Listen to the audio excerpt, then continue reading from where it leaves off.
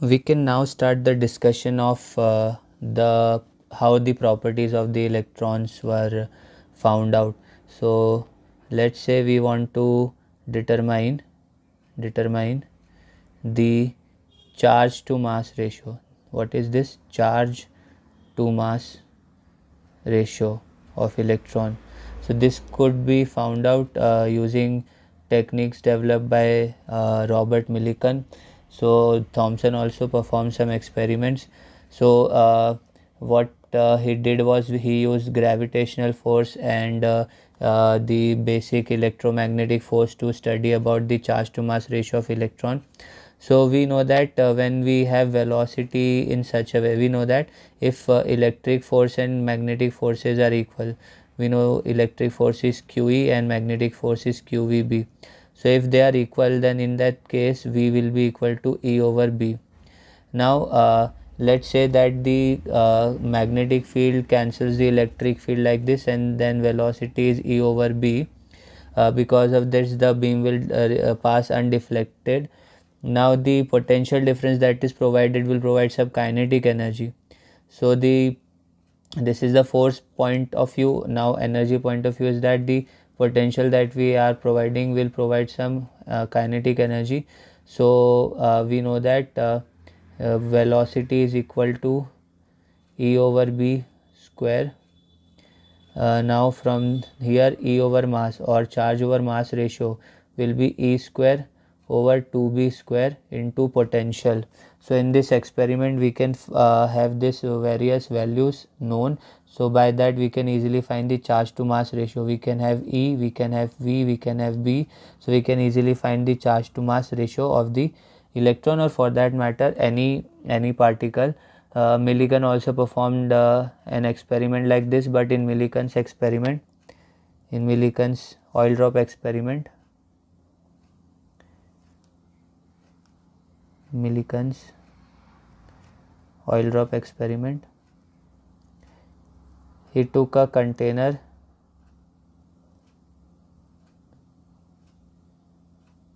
in which he used the concept of gravitational fields and electromagnetism. So let's say this is point A, this is point B, and there is a hole, and this atomizer which sprays some particles over here. So the particles will fall down like this here, and we will be applying some potential on these two plates. So what we are trying to do is that the particles will fall because of gravity, but we will try to stop their fall by the application of electric force.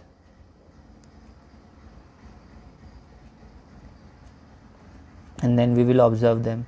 So Millikan's experiment is that we have two forces, one gravitational force and one will be electromagnetic force, that is electric and magnetic components.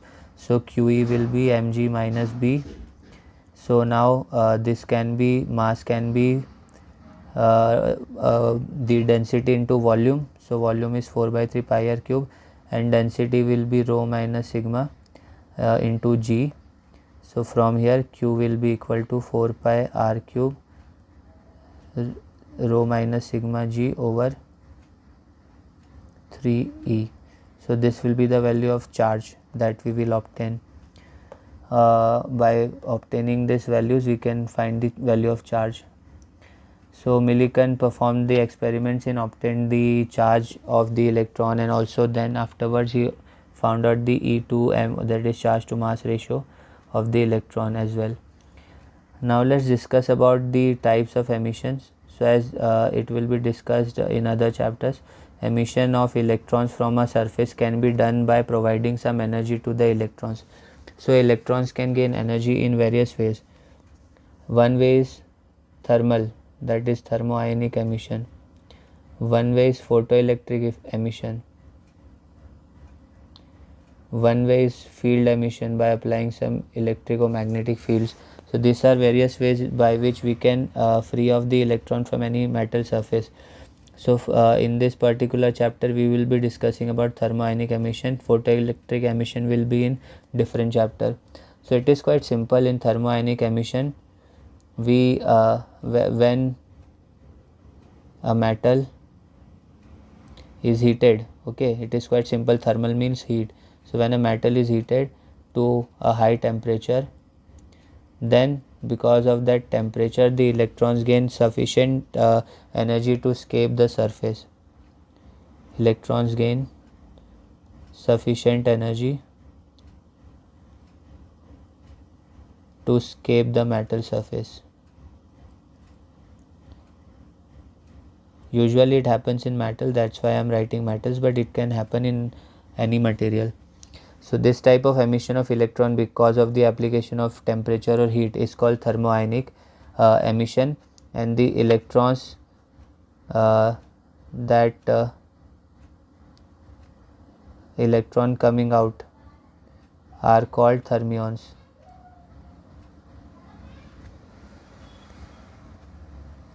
So electrons that are getting free from the application of temperature or heat are called thermions. Now this electron requires some minimum energy to jump out of the metal surface, and that minimum energy is called the work function. So work function is the minimum energy required to just get free from the metal surface.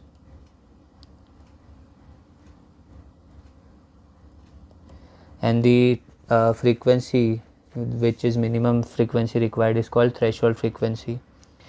Now the current is given by the current or the amount of electrons that are coming out is given by Richardson-Dushman equation, which is I equal to NE, which is AST square e to the power minus 5 over kT. So here A S T, so T is the absolute temperature of the surface, that is the temperature in Kelvin of the surface. S is the surface area. Then phi is the work function of the metal surface or the surface given. K is the Boltzmann constant, which is a constant whose value is around 10 to the power minus 23. A is a constant. It is a constant which depends on nature of material, depends on the nature of the metal. So this is the formula which is used for finding the current in the thermoionic emission.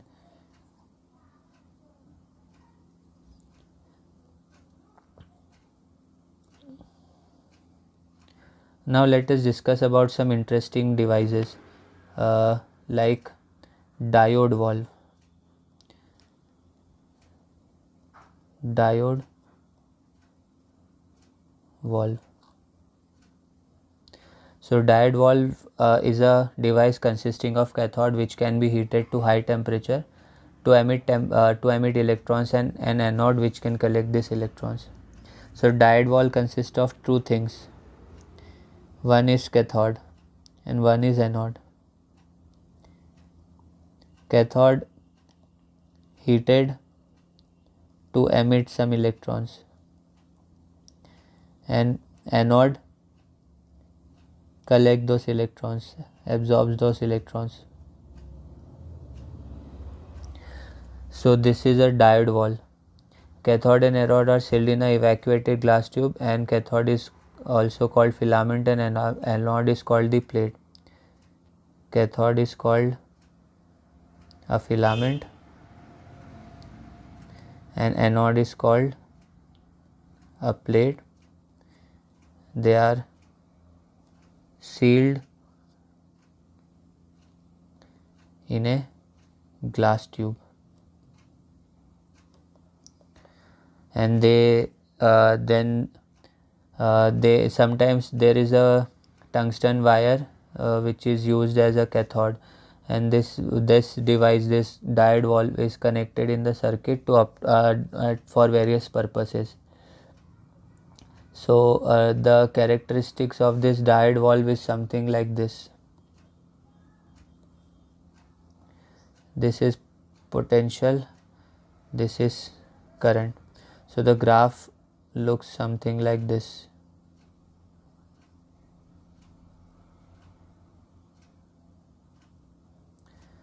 T3 temperature, T2 temperature, T2 and T1 temperature. So this graph tells us that there is no linear relation between voltage and current here. Let's draw the diagram or the circuit also so that you can better understand. So let's say this is a voltmeter over here, there is an ammeter over here, applying some potential. Now this is our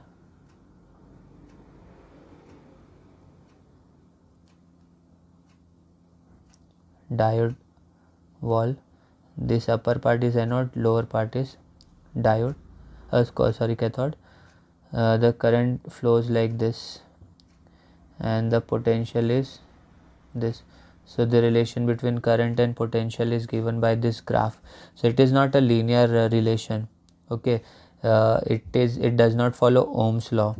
So with the temperature the current increase because the number of free electrons increase. So here T3 is greater than T2 is greater than T1, remember. So with temperature rise the number of free electrons increase, which help us in having more current.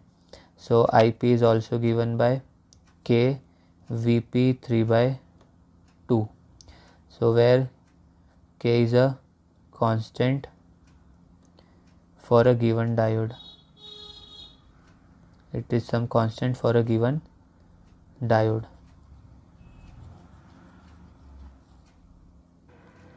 And you can find the dynamic resistance from this graph, which will be equal to del Vp over del Ip. So resistance in this case will be this, potential upon current, quite simple. So it will be the inverse of the slope because V is on x-axis and I is on y-axis. So it will be the inverse of the slope. Now this diode valve can be used for the purpose of rectification.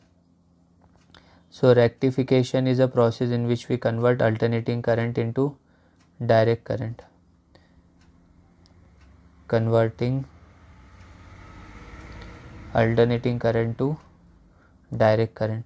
So this diode valve has a specialty that it only conducts the current in one direction. So it is of two types. One is half wave rectification and one is full wave rectification. So let's first start with the half wave rectification.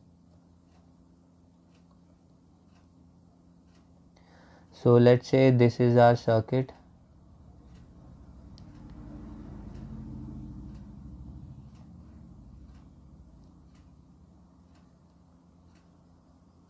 A part, B part.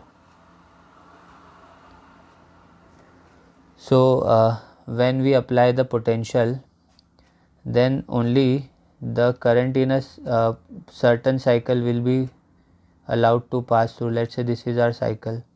So current through only, let's say only positive cycle will be allowed to pass through, or current through only negative cycle will be allowed to pass through depending on the orientation of the diode valve.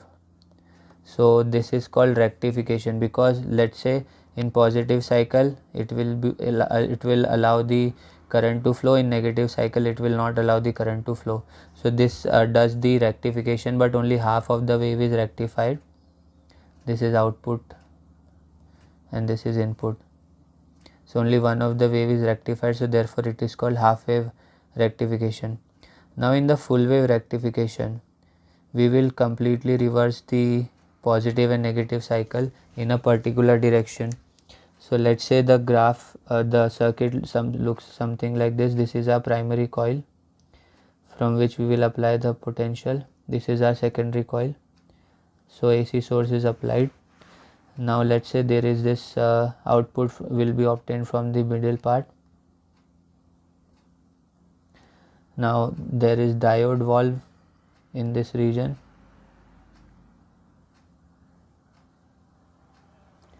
Another diode valve is in this region.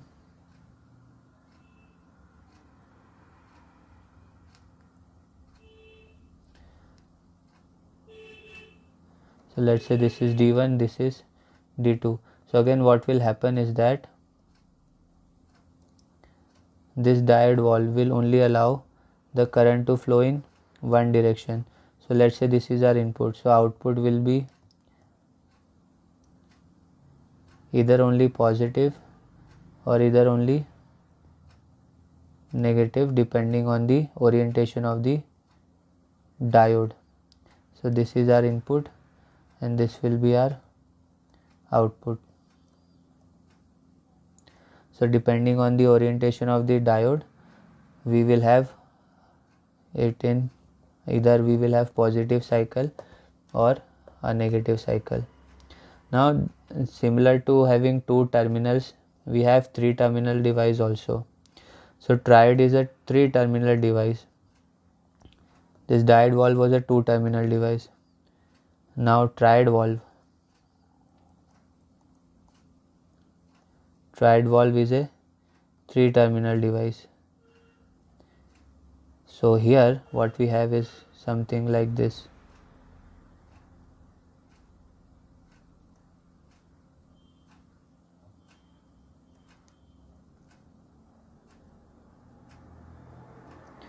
So let's say this is P, this is G, this is K.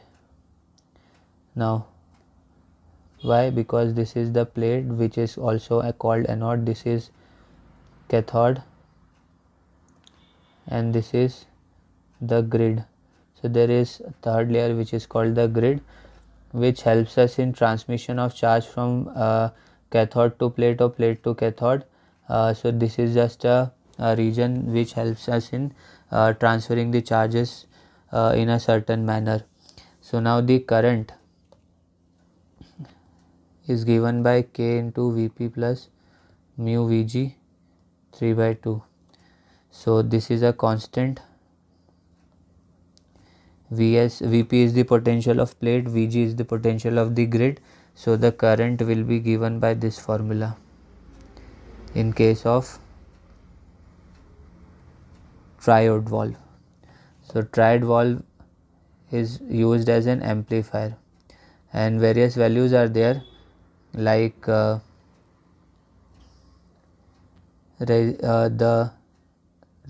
resistance can be given by this formula, then the amplification factor or voltage gain can be given by this formula.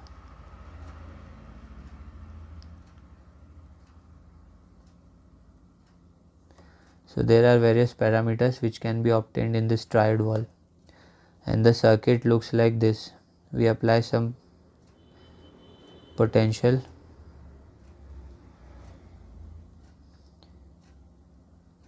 the gate is connected like this,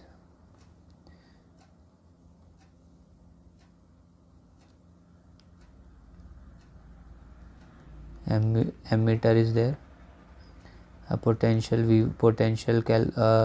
voltmeter is there, V1.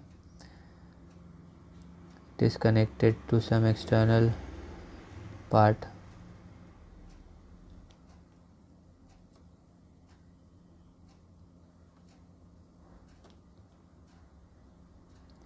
Like this. This is G, this is K, this is P, and there is another potentiometer which is V2. So in this circuit IP current is flowing, so that IP current is given by this formula. Now this triode is used as an amplifier which increase the voltage or current. So that amplification factor is given by RL into mu over Rp plus RL, or mu over 1 plus Rp over RL, where mu is the voltage gain, voltage amplification factor, Rp is the ratio of current and voltages, RL is the load resistance.